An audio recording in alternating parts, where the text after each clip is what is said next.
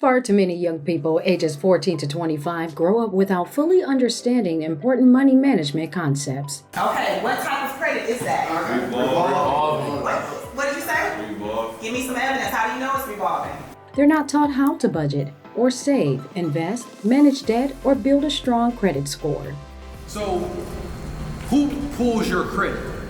We know credit, we know lenders do when you're borrowing money. Who else pulls it? But what if financial literacy wasn't just a missing piece?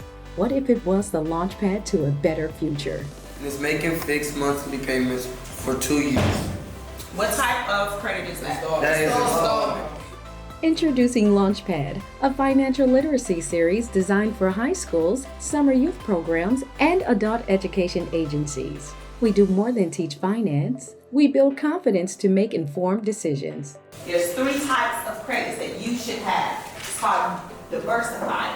Engaging workshops, interactive content, and real-world scenarios. With the support of sponsors, grantors, and partners like you, LaunchPad is on a mission to teach 1 million students in 10 years. What if I can't pay that half of half? At least pay the minimum.